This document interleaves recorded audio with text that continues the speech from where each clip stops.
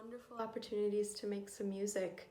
I was singing in a small vocal ensemble in the end of January, singing everything from Monteverdi to Gershwin, and then moved into rehearsals for an opera by Holst called Savitri that the cooperative is putting on. And then comes Marriage of Figaro with Pacific Opera, and I'm singing Susanna, and I can't wait. Yeah, I learned a lot in 2020. I think one of the biggest kind of surprises of the pandemic was that when it all started, I really didn't want to sing. And I had to, it felt like I was working really hard just to get up and practice and run through rep,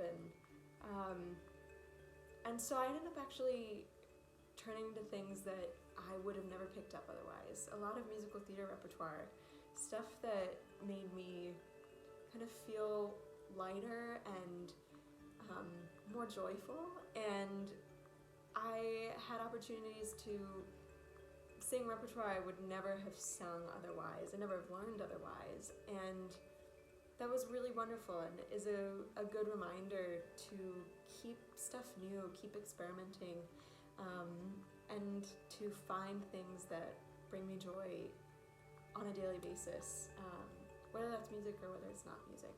Just kind of being gentle with myself in these times of pandemonium. My favorite singer, gosh, what a hard question. I think in the opera world, I love listening to Joyce DiDonato. I love listening to Jamie Barton. I think they both embody such gorgeous singing, gorgeous acting, amazing musicality. Outside of the opera world, I love Brandi Carlile. She's an American kind of bluegrass singer. I think she's so brilliant, and anytime I'm in the car, I listen to her.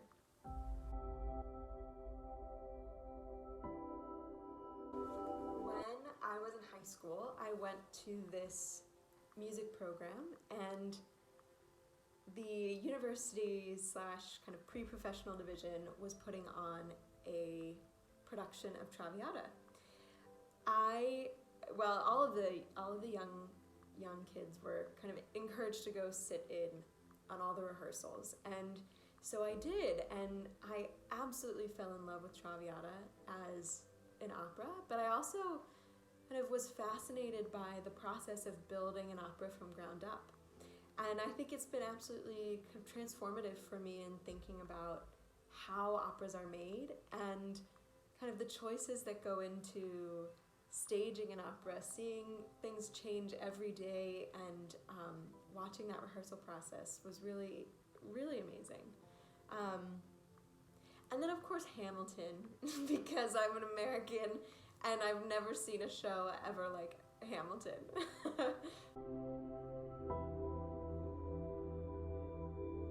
One of the experiences that has shaped me the most as a performer was singing in an opera called Émilie by Kaija Saariaho.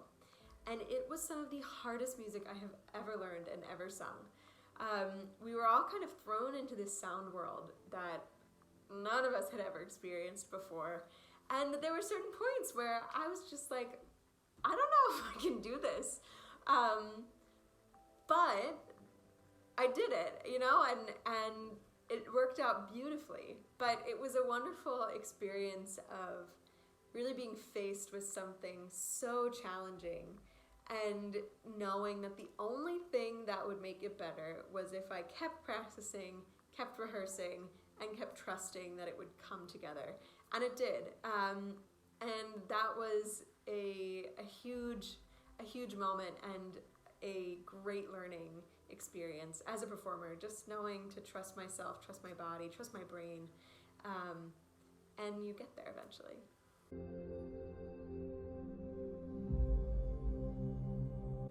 One of my very, very, very favorite arias is called A Lucky Child by Jake Heggie, and it comes from this little monodrama of this woman who's waiting for a blind date.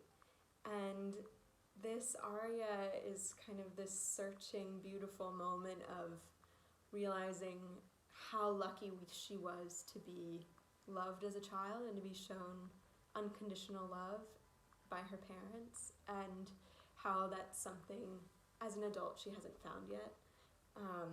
And I just think it's so moving and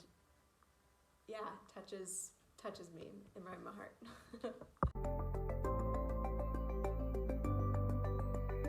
I am listening to the new Caroline Shaw album, which just came out, with Dawn Upshaw and So Percussion, and it's so fantastic.